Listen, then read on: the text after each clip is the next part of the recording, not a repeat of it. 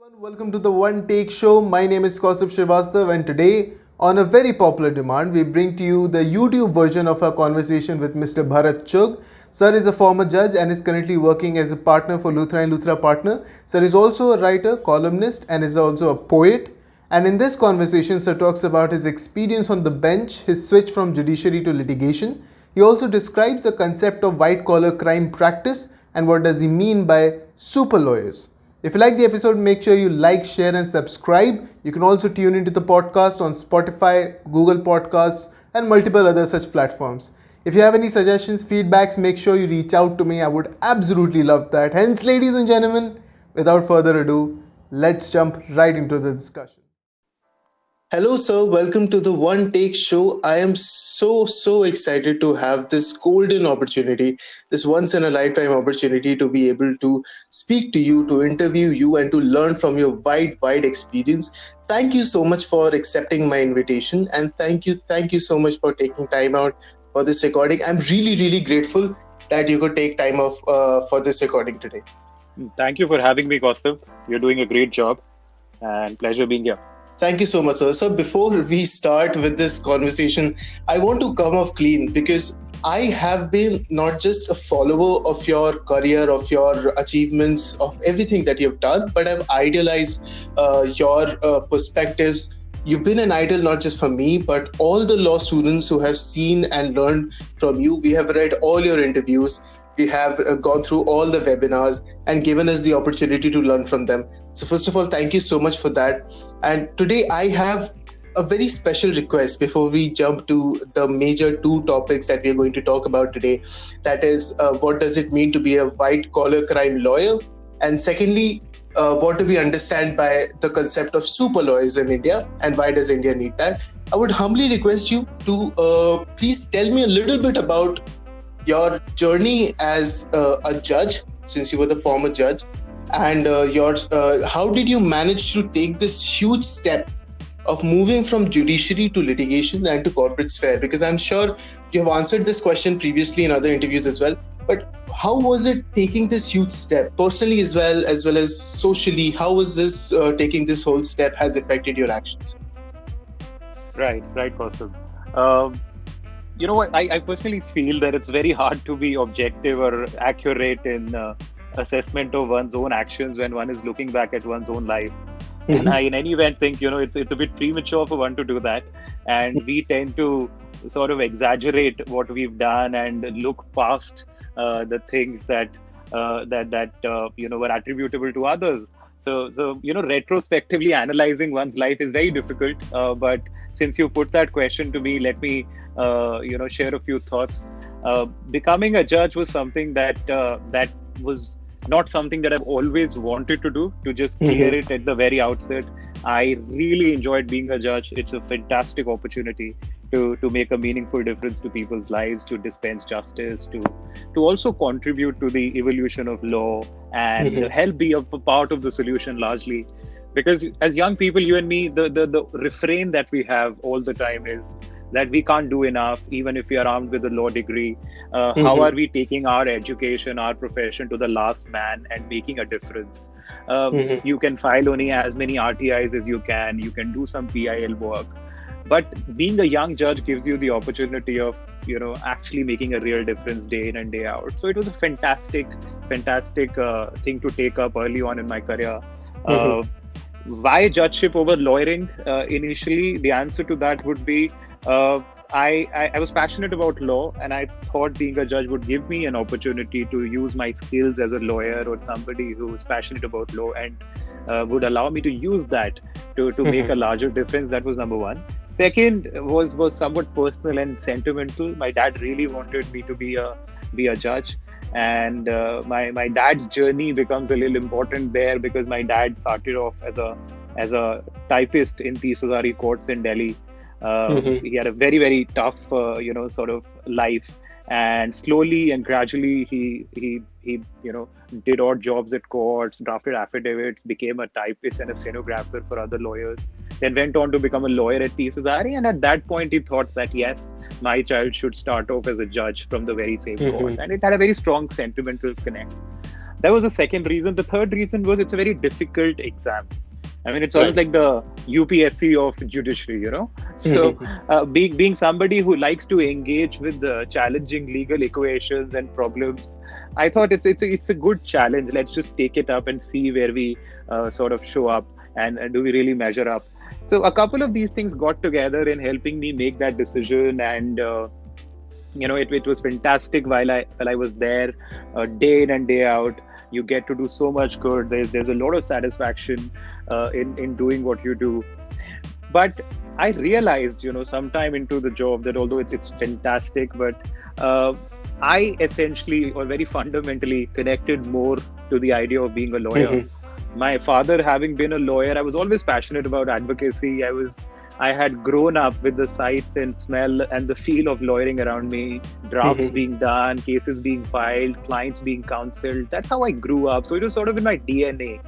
And I personally enjoyed the argumentative, the persuasion side of it more than anything else. There's a saying that there are a few people who love to balance the scales, and there are a few people who love to tip the scales. So I thought that my calling is the latter. I've been passionate. I mean, it's also got to do with how I perceive life. I'm very passionate about reading, writing publicly, teaching, traveling, extremely social as a person. So as a judge, you have to sort of limit yourself in a lot of ways in terms of the life that you lead. uh, Judicial reticence is something that we talk about. You cannot give out your mind on a particular issue publicly. You have to really, really watch what you say. And I thought that at some point it was limiting me as a 23-year-old or 24-year-old. And I wanted a slightly wider canvas to play with. And I've always also been obsessed with autonomy and a need for diversity, a need for doing different things, exploring different practice areas. And I thought it would serve me well if in the initial few years I focus on a litigation practice which allows you that wider canvas, and then slowly, sort of think about judgeship. And when it happens to you at 23, young judges are doing fantastic. I found, people who sort of straight away gone into judgeship even after law schools doing exceedingly well. But I personally thought, it was almost like living like Benjamin Button, as I like to joke, that you're living your life the other way around. You're sort of, you suddenly find yourself to be an adult without ever being a child. It's almost like you skipped that stage altogether. So I wanted to, re-examine, do lawyering for a few years, and then take a informed decision on where the destiny lay for me. Right, so the one very interesting aspect, there are actually multiple of them, since the entire story is so inspiring. There's this one aspect that I really want a comment on. You talked about the third motivation that you had while you took the examination. That was you wanted to take up a challenge, just for taking up a challenge to test your limits and stuff like that. Has this mentality contributed in litigation as well? Like, has this mentality contributed in you becoming and achieving what you have? I think it does, because as a lawyer, it's all about testing your limits. It's all about coming up with a solution for a complex problem, always being at the cutting edge of what's happening around you, thinking beyond, thinking long term, strategizing. So there's this feeling of uh, taking up challenging things and trying to make them turn in your favor is something that's very true of lawyering. And I think it does serve one well when one is lawyering. Right. So the reason why I asked you this question was because more than often in law schools, we are taught to have one singular goal and one singular aim, which I understand, and to go after it, but not necessarily have been conditioned to try and test our limits in different areas. But this mindset is very inspiring to me, because as a humanities, I took humanities in my class 11th and 12th, been conditioned to prepare for UPSC since then. But ever since I've been in law school, I've generally wanted to get into litigation. But as a first generation lawyer, it is very daunting for us to actually enter this field and try our hand at litigation and corporate sphere. But do you have any tips and tricks or some advice for first generation lawyers who are trying to enter this field? So in a lot of ways, sharing my own experience also, I've been, for all practical purposes, a first generation lawyer because I never consciously, sought out my father for any help in terms of legal practice, whether clients or the use of an office. I really wanted, to do something on my own. And the thing that I inherited from my dad was his library, and that's the best he could give me, and I loved that. So I understand what starting off concerns and anxieties can be in a profession that is always perceived as not very meritarian, or a profession that's very hereditary based on where you come from. I personally think that even if you have the first mover advantage of having somebody in your family who's a lawyer, that only serves you till a particular point. Having a great father he's a legal luminary can only lead to a few clients initially, or a rebuttable presumption that you possibly may also be good. But that is not something that would sustain you throughout your career. If you do not measure up in the court, we love to say that a lawyer is as good as the last performance in the court. So if you get a Nice. few cases because of your connections or whatever, and you do not measure up there, that's not going to see you through. Which brings us Mhm. to the point of what somebody who is a first generation lawyer should do. I think it's all about hard work. It's all about grit. As I love to say that the practice of law or litigation is not what you see on Suits or any other, glamorized depiction of what the practice of law is. It's all about the library. It's all about being at it.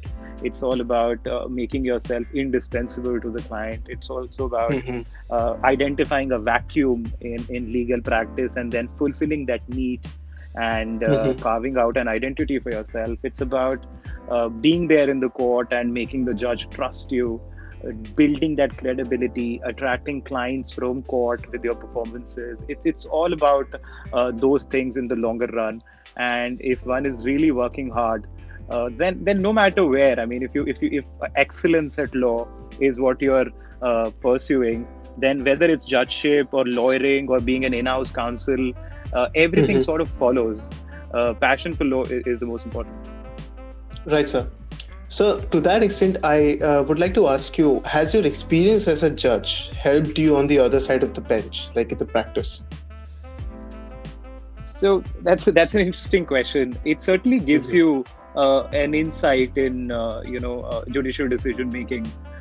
It helps you understand how does a judge approach a file, how does he appreciate evidence, Mhm. what are the arguments that normally work for and against a case. Uh, for instance, you know how a judge approaches judgment writing. You can structure your arguments in a way that would appeal to his Mhm. mind and his reason and his conscience better. It helps you align your moral compass with the judge's moral compass, and and once you do that, then the judge also starts trusting you because you are speaking a language that he understands.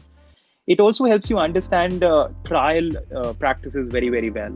For instance, I would have 150 cases listed on my board as a 24-year-old judge, and to Mhm. be able to manage those cases, record evidence in those cases, look at cross examination in those cases, framing charges, writing judgments, passing interlocutory orders, doing all of that helps you brush up your first principles of law really well, helps you master trial Mhm. practices, your Evidence Act, your CRPC, CPC, which are the first principles of law, really.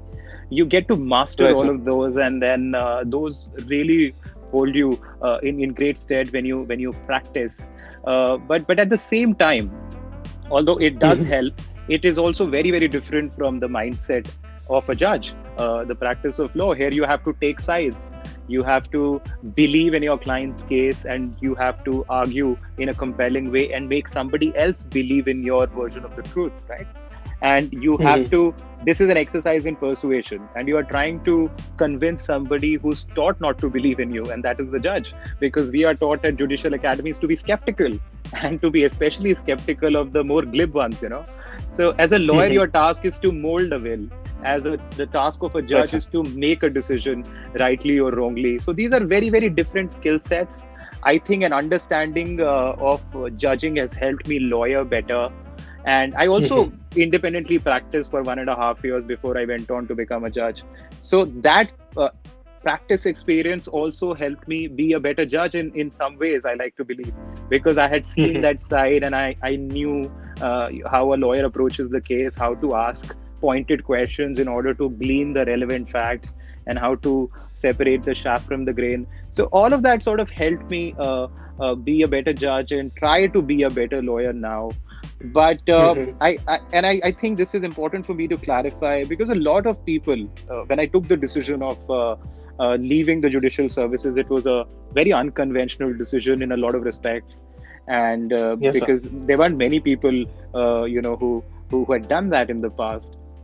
And now a lot of people want to sort of take up judicial services with a view to leaving it at a later point of time in life, which is something that surprises me, that also disappoints me a bit, because people ask me that question when they see somebody who's left judicial services and is now working as a lawyer, and they think that in that sense judicial services can be a good stepping stone to a career in litigation, which is not really the right way of looking at it. I never took the judicial services to be a stepping stone to a great career.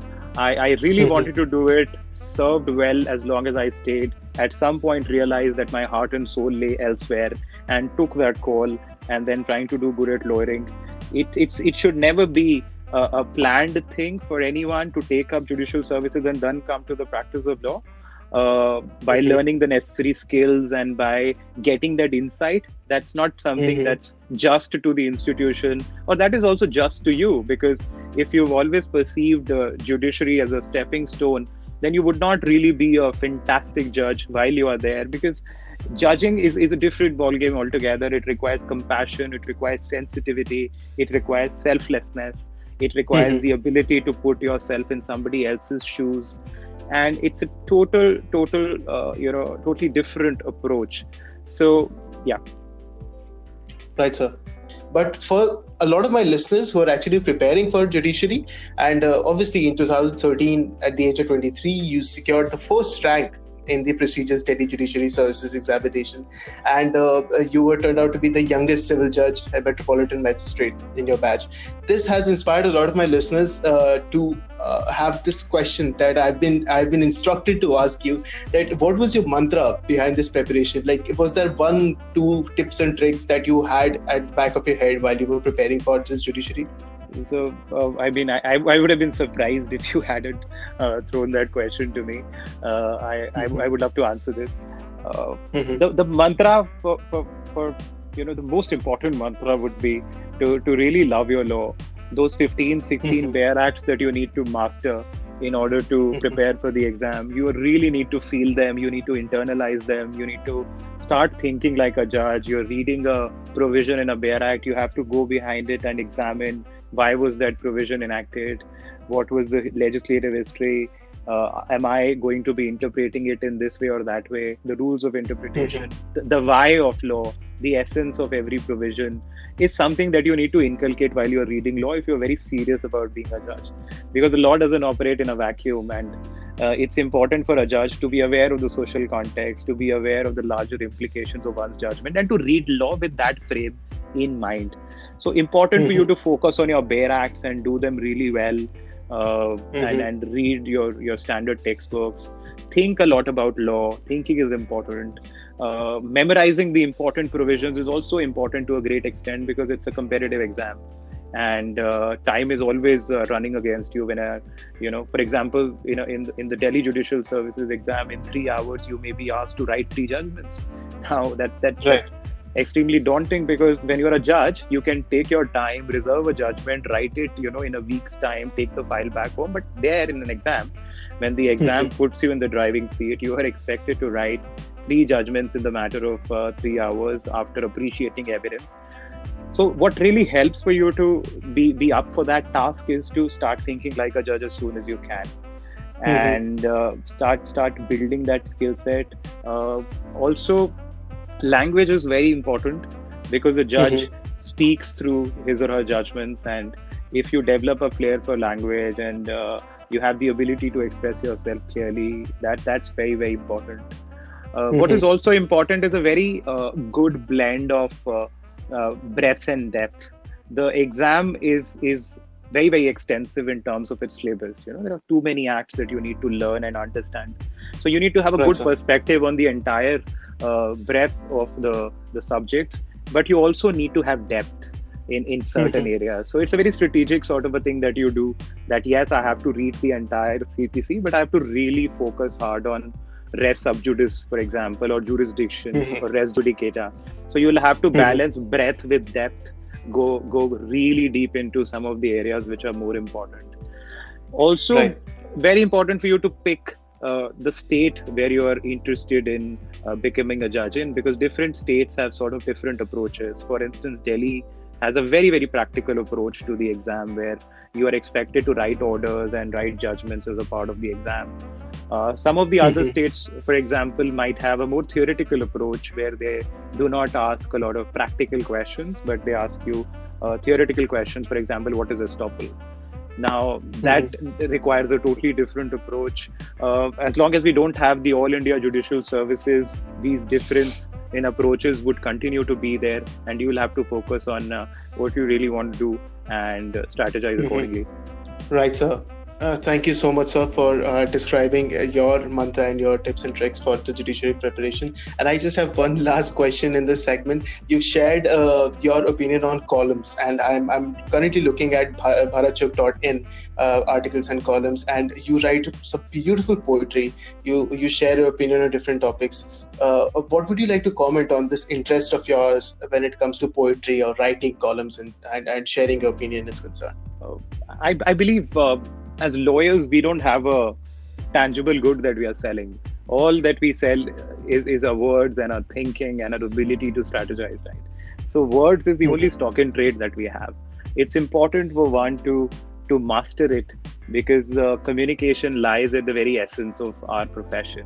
Mhm. Communication and knowledge, by the way, it's not just communication, it's also about knowing your subject, because in a knowledge economy or a profession that is as knowledge centric, you have to know what the other person doesn't. That's what you thrive on. You win a Mhm. case by knowing a case that your opponent doesn't, or you win a case by knowing something that you can explain to the judge better. So knowledge is one. Coming on to the writing part of it, I think Mhm. communication is important, whether it's litigation or corporate or in-house counselship or judging, because it shows that you have the ability to understand nuanced questions, and you have the ability to effectively communicate, effectively put your point across, and Mhm. that's crucial for the profession. Uh, and I've written a lot, and I personally, as a recruiter, when I sit, I'm really biased towards clear writing, because to me, clear writing signifies clear thinking, and Mhm. if and that's usually the problem also, that if your thoughts are not clear enough, then your writing isn't clear enough, and if your writing isn't clear enough, you don't think too clearly, and it becomes a vicious circle of sorts.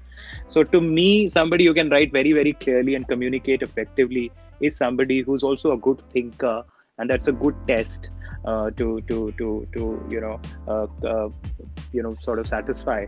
And I personally also, writing for me, and this, and I don't just write legal columns, I try to dabble with other things also, and as you said, poetry. I like to call Mhm. myself a closet poet, by the way. It's For the longest time I didn't have the strength to sort of put it out there, because I personally believe that I have just started. There's a lot that needs to be done on that count, but I do writing which is non-legal also, because it's catharsis.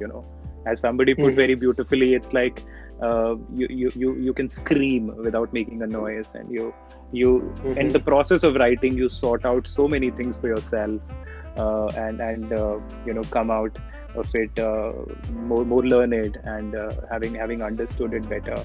So yeah, that's my Mhm. take on writing, and the emphasis or the importance of writing to a good legal career, whether as a judge or a lawyer, cannot Mhm. really be emphasized enough. Right, sir. To all my listeners, I am currently looking at a wonderful poem. It's the story of a migrant's journey to being unborn. I will most certainly not recite it because I will not do justice to this beautiful piece. But I will most certainly be linking this in the description of this podcast because I genuinely want people to read poetry of this character because I've been a huge fan of poetry, sir. And honestly, this poem, this piece in particular, is very touching.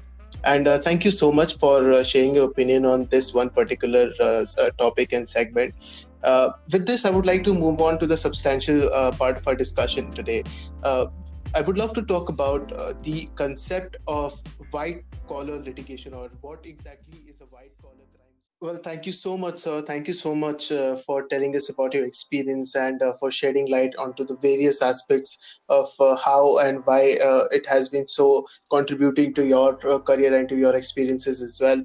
Now, this brings me to a more substantial portion of our conversation today, where I would love to know about the concept of white collar crimes and what exactly is a white collar lawyer, white collar crimes lawyer, and what is the area of engagement or the avenues in this field. Would you like to please shed some light on this issue? So white collar crime is generally a socio-economic offense. It is not a crime in the traditional sense, for example, where somebody's lost a life or it's a hurt or a grievous hurt offense. It's an offense which involves, for example, financial fraud, insider trading, cheating, money laundering, corruption-related offenses. All of these offenses qualify as white collar crimes. Now, I'm personally not a huge fan of the term because I think that calling something white collar and it gives it a veneer of respectability that sometimes may not be warranted. I personally like the term socio-economic crimes better, but they are called as white collar crimes because it's traditionally seen that these are the crimes committed by people at the helm of affairs in big organization and government departments, the decision makers, people who were the so-called white collar. So that's the historical reason for the term and it being called white collar. I do white collar crime practice because I've always had a great passion for criminal law. But this is white collar crime as a good practice area is something that dawned on me much later in law school and in the practice years, because initially when you're starting off as somebody who's passionate about criminal law, you're always looking at it in terms of defending a very high profile murder case or a terrorist attack case or something that that fantastic notion that you have in your head that you're gonna go into the court and make a very impassioned plea for your client's innocence, that your client hasn't really done the murder and actually the murderer is Right. somebody else, and then you make the person break down on the stand and you actually come up with blood-stained gloves and guns and whatnot. So that's Right. the Right. fancy notion Right. that we have of what a criminal lawyer is. But I gradually realized that there's more to it than that. There is a class of offenses which are complex, which are not out there in the public imagination as much, but they are as important to us as lawyers and to us as society. For instance, a socio-economic offense can have grave implications for the economy of a country or for the lives of people at large. For instance, a financial fraud that wipes away a majority of savings for a large part of the population, wipes away pension funds where people have siphoned off money, has huge implications. So I started studying financial fraud. I started studying cheating and insider trading and securities fraud and things like that. And I realized that this is interesting to me because these matters are extremely complex. They are difficult to figure out. White collar crime is usually very, very well hidden because it is usually committed by people not in a state of passion or on an impulse, but after careful planning and conspiracy. And this makes it more of a challenge from a defense perspective and from a prosecutor's perspective to figure out. And I thought that due to the complexity of these matters, they also attract the very best minds that are out there in terms of senior counsels, investigators, law firms, foreign lawyers. We get to work a lot with foreign lawyers on issues such as these because these are offenses normally of a cross-border implication.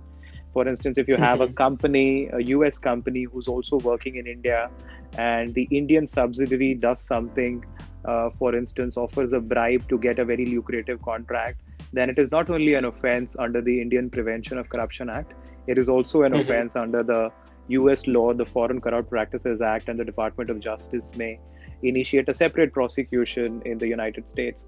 So, working on issues such as that, you get to take a step back and look at more complex issues. I mean, we've been associated with with the 2G defense and a number of other cases. And these matters are challenging also because of the bulk involved. There are cases where the charge sheets run into 50,000 documents, and you have to go through all of that in order to think of a defense for your client. You get Mm-hmm. you get to work on difficult problems, and problems such as what happens if a minister has given a contract to X company and not Y. What are the Mm-hmm. considerations that have gone into giving that contract? Is it okay for a person in power to go to dinner with X person? Is it okay for a consultant to give a call to a client and talk about some price sensitive Mm-hmm. information that that consultant has, and that may lead to a manipulation at the stock market, issues such as those. So Mm-hmm. it's fun, it's complex, it requires a very very interdisciplinary approach. It requires one to not only be good with Indian law, your Prevention of Corruption Act, your money laundering laws, extradition, but also be very good with the law internationally, extradition treaties, mutual Mm-hmm. legal assistance treaties. And this gives you an opportunity not only to work as defense counsel in many of these high profile cases and learn a lot in the process, but it also helps you, for example, be the investigators, lawyers, or the prosecution. Uh, Mm-hmm. work for the CBI, work for the Enforcement Directorate, the Serious Fraud Investigation Office, and Mm-hmm. try prosecuting these offenses, which again are very tough. You also have a great dimension to white collar crime practice, which is the practice of internal investigations and compliance. For instance, uh, for example, any company which has a suspicion that there is a fraud that has taken place within the company Mm-hmm. by certain officials, the company would normally, at the asking of the regulator, do an internal investigation to find out what really happened in order to fix liability. And if, Mm-hmm. for example, the company finds out that yes, there is a fraud that has taken place on the shareholders within the company would have to make disclosures to the regulators. Mm-hmm. The SEBI, for example, had come out clean. As a white collar crime lawyer, you're also helping companies investigate their own affairs, put their houses in order, ensure Mm-hmm. that there are robust compliance mechanisms within the company to ensure that there Mm-hmm. are no corrupt practices going on. So there are different ways you also play a great part in working with the executives of the company and the board of directors to help them understand what are the best practices when they are, for Mm-hmm. example, working with the government department. How do they participate in tenders to ensure that there is a level playing field and there are no allegations of any bad practices there? So Mm-hmm. training, internal investigations, defense, prosecution, and you get to do all of that in a practice area, which is also criminal law. So it's sort Mm-hmm. of the best of both worlds. Right, sir. As a law student, this seems like a very very interesting field to delve into. But also, I personally do not have much idea about it, and I'm sure a lot of my listeners also would love to explore this field. How can law students make efforts or navigate their way through law school in order to explore more and more areas of this field of white collar crime and the opportunities in this avenue? I think this good starting point would be an understanding of criminal law, because at the Mm-hmm. base it is that your concepts of mens rea, actus reus, you understanding IPC as a Mm-hmm. law, trying to break a section into the mens rea, the guilty intention part and the physical part. That analysis, principles of criminal conspiracy, common intention, the socioeconomic offenses within the IPC, the larger Mm-hmm. principles of corporate liability on who is liable. For example, if a company commits an offense, is it the particular individual who's done it, or is it the board of directors who's responsible? So that also needs to be seen and mastered. What is the mind and will of a company? Where does the buck stop? So there are legal principles there, and as you slowly, gradually go on, a good understanding of principles of corporate governance is also very important, because Mm-hmm. you'd largely be dealing with companies. It's not corporate law from the standpoint of a transactional lawyer.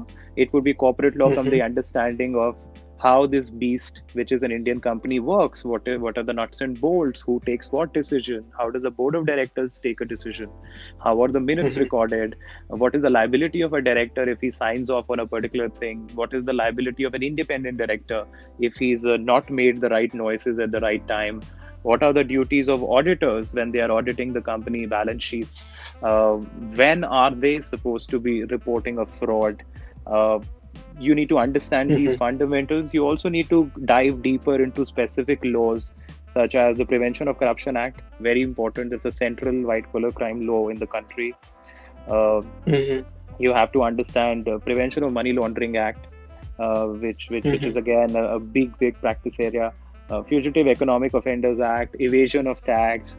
There are laws dealing with assets and income parked outside the country, unreported foreign assets. There are laws relating to Benami.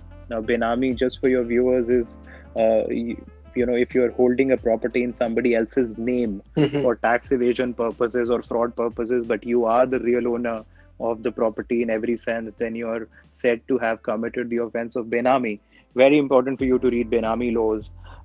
And Then you're doing internal investigations. You apart from these hard subjects, you need to also have a lot of soft skills. For instance, when you're doing an internal investigation to find out what really happened in Mhm. a particular transaction and who's responsible when you're trying to help the company clean its affairs, you'll have to develop the skills of interviewing people, cross examining them, Mhm. getting the truth out.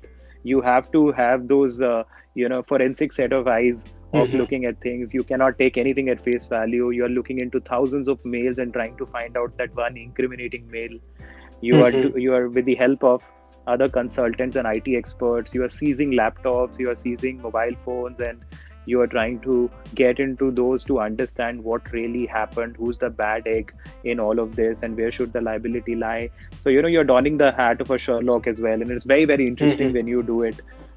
So those soft skills of cross examination, interviewing, counseling, and general analytical abilities at trying to solve a difficult puzzle. So all of this would really prepare Mhm. you for a career in white collar crime.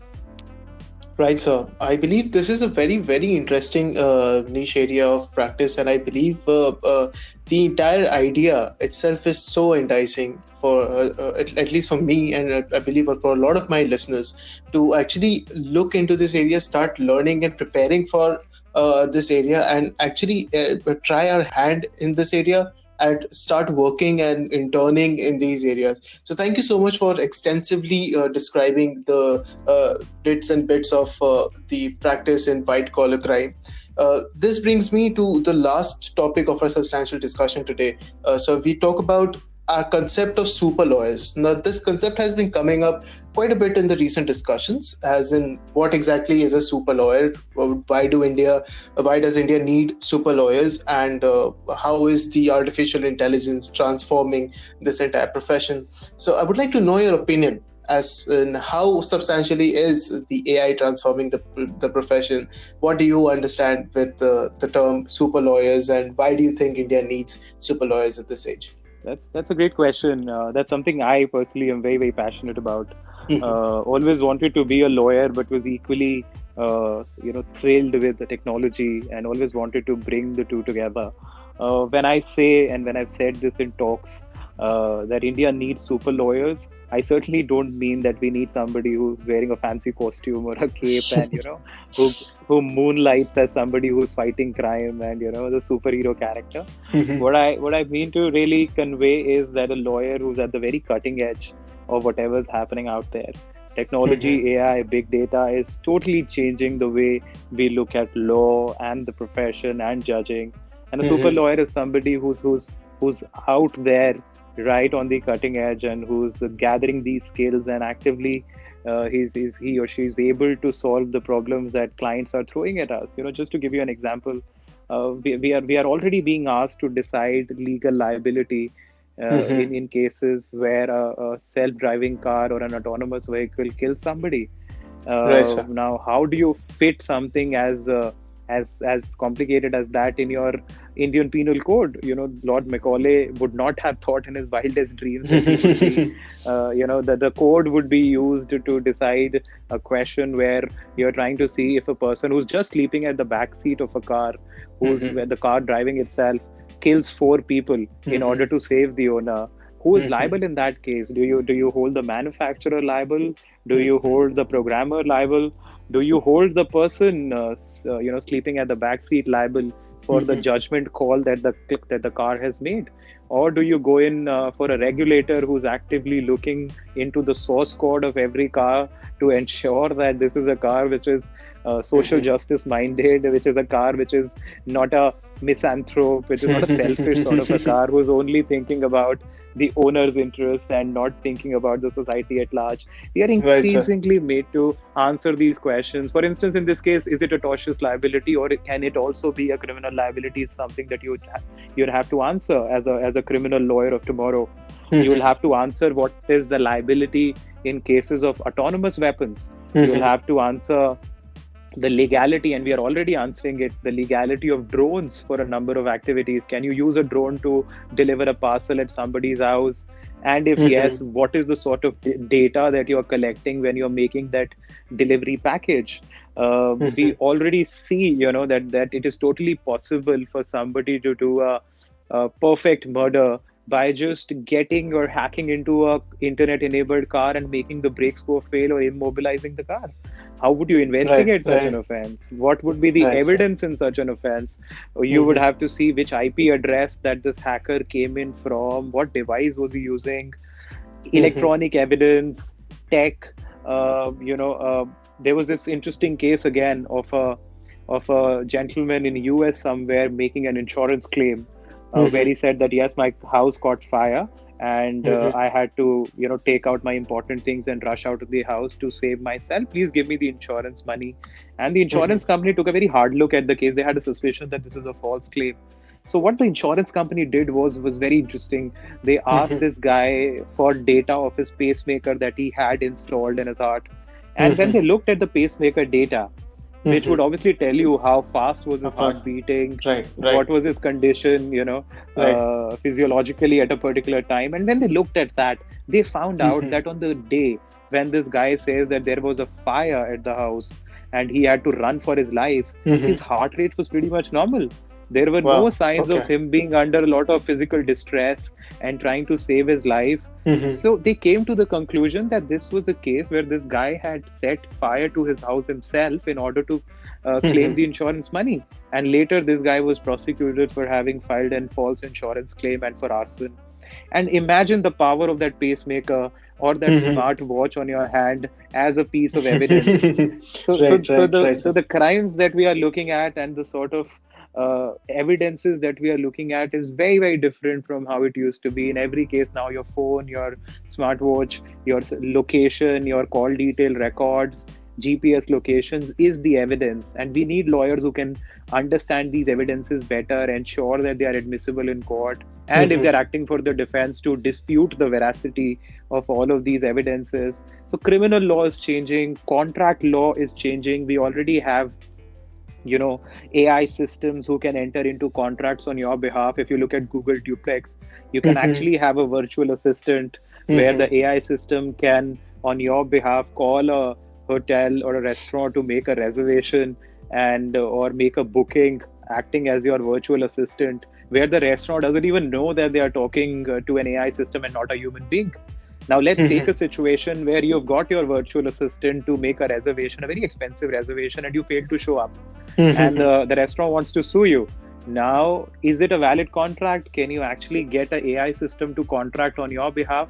Your Right, Indian right. Contract Act would not give you a clear answer on whether a piece of code can be your agent or not. Can your Siri be your agent? Can your Alexa be your agent? Can Wow, your Alexa wow. get you into, valid binding contractual relationships or not? So Right, right. these are the questions that we are answering. We are already looking at whether a social networking website is state for the purposes of Article 12 or not. For example, there is a website that excludes a particular user from the platform, and the person says, no, I have a right to be there, I have a right to express myself, but the website says I'm a private company. I Right. have no obligation to have you. I don't want to contract with you. Mm-hmm. But the question is whether, if an organization has become so big, uh, does that organization have a social, obligation to be fair in how it's treating people? So we are seeing constitutional law change with gene editing and with superhumans, Mm-hmm. transhumans being Right. thrown in. Right. We would also be examining the new dimensions of the right to equality. We would have to look Mm-hmm. at, for Mm-hmm. example, reservations very, very differently. Now, Mm-hmm. would I need a reservation against being somebody from a socio-economic backward section? Do I need a reservation against a general category candidate, or me as a general category candidate would need reservation against a superhuman being who's been gene edited to be superior than I am? I mean, not in my wildest dreams can I compete against somebody who sort of looks like Hrithik Roshan, or who has Mm-hmm. the skills of Zuckerberg, and who has the charm of Oprah. So we'll have to. It needs a complete shift in approach. AI and tech is Mm-hmm. transforming the profession like never before.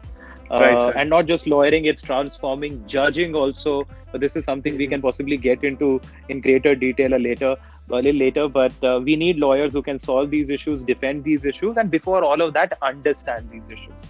Right, sir.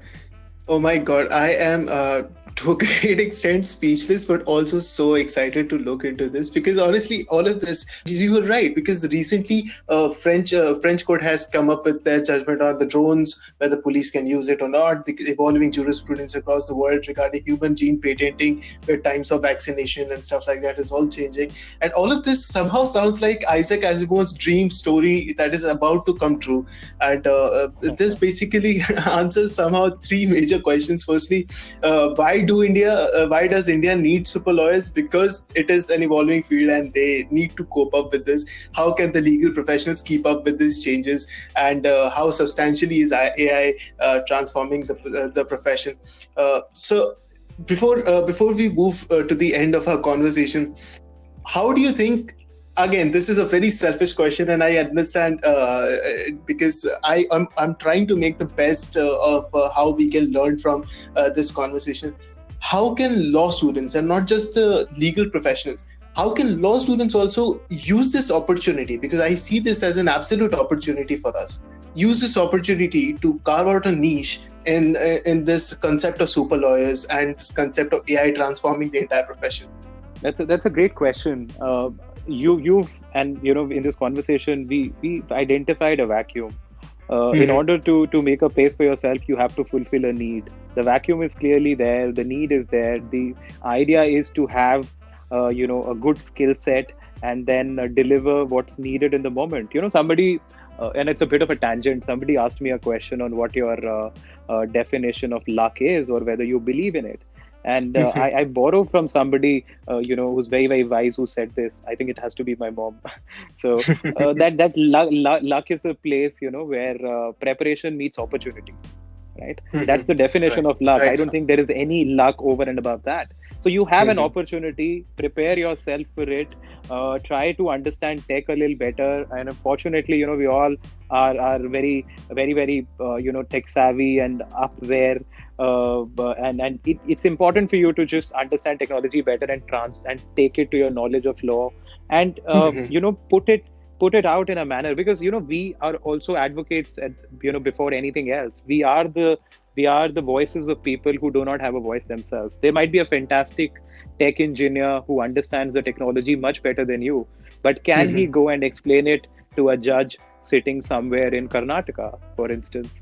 There Right, you are right. acting as an interpreter between the court and the technology people, and you are Mm-hmm. interpreting it. You are helping the judge understand, which sometimes may be a little difficult, because, for example, if you're talking to a judge who's not too tech savvy, it Mm-hmm. becomes a challenge. Where we've had cases where I've had questions put to me when I'm arguing a tech case by the judge, such as, if you're storing your data on a cloud, what happens in monsoons when it rains, So you'll have those sort of questions put to you. I've also had, somebody asking me a question that I have to give a hard copy of a source code, or how does it look? It's a source code. It's not really a hard Right. copy.